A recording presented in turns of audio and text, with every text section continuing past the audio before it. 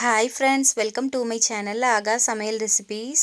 இன்றைக்கி நம்ம ஆகா சமையல் ரெசிபீஸில் ஒரு சூப்பரான டேஸ்டியான பாயசம் ரெசிபி தான் பார்க்க போகிறோம்.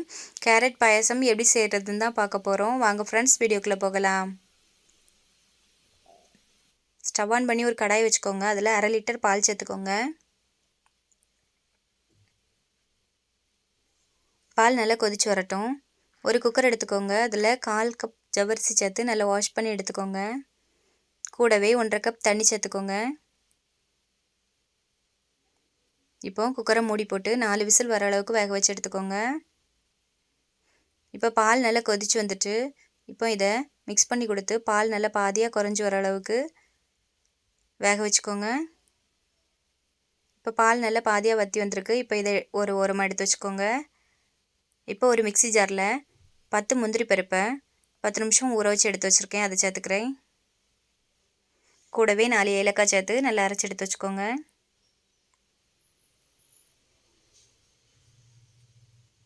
இப்போ ஒரு கடாயில் 2 டேபிள் ஸ்பூன் நெய் சேர்த்துக்கோங்க. நெய் சூடானதும் 2 கப் துருவின கேரட் சேர்த்துக்கோங்க.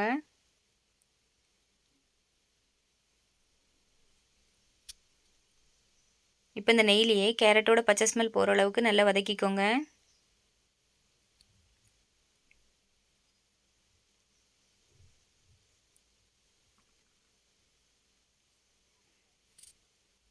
இப்போ கேரட் நல்லா வதங்கிட்டு இப்போ இது கூடவே 1/2 கப் சர்க்கரை சேர்த்துக்கோங்க. இப்போ இதை நல்லா மிக்ஸ் பண்ணி கொடுத்துக்கோங்க.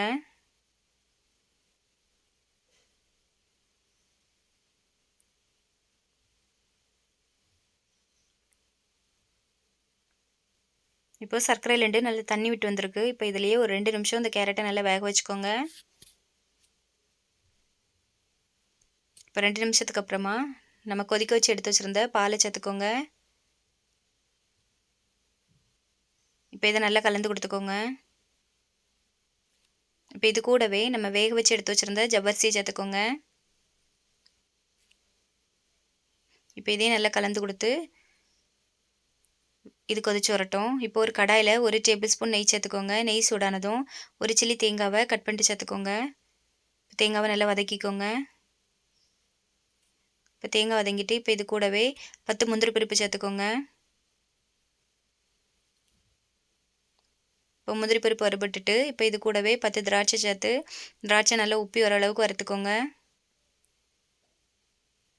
இப்போ அடுப்பு ஆஃப் பண்ணி இதை எடுத்து வச்சுக்கோங்க. இப்போ பால் நல்லா கொதிச்சு வந்துட்டு இப்போ இது கூடவே நம்ம அரைச்சி எடுத்து வச்சுருந்த முந்திரி பருப்பு பேஸ்ட்டை சேர்த்துக்கோங்க. இப்போ இதை நல்லா கலந்து கொடுத்துக்கோங்க. இப்போ ஒரு கொதி வந்துட்டு இப்போ இது கூடவே நம்ம வறுத்து எடுத்து வச்சுருந்த தேங்காய், முந்திரி பருப்பு, திராட்சையை சேர்த்துக்கோங்க. இப்போ இதை நல்லா மிக்ஸ் பண்ணி கொடுத்து இது நல்லா கொதிச்சு வந்திருக்கு. இப்போ அடுப்பு ஆஃப் பண்ணிக்கோங்க. நம்மளோட டேஸ்டியான கேரட் பாயசம் ரெடி ஆயிடுச்சு. நீங்களும் இந்த மாதிரி ஒரு வாட்டி கேரட் பாயசம் செஞ்சு பாருங்கள். நல்ல ரிச் டேஸ்ட்டில் ரொம்பவே டேஸ்டியாக இருக்கும். உங்களுக்கு இந்த வீடியோ பிடிச்சிருந்துன்னா நம்மளோட சேனலை சப்ஸ்கிரைப் பண்ணுங்கள், கமெண்ட் பண்ணுங்கள், ஷேர் பண்ணுங்கள், லைக் பண்ணுங்கள். தேங்க்ஸ் ஃபார் வாட்சிங்.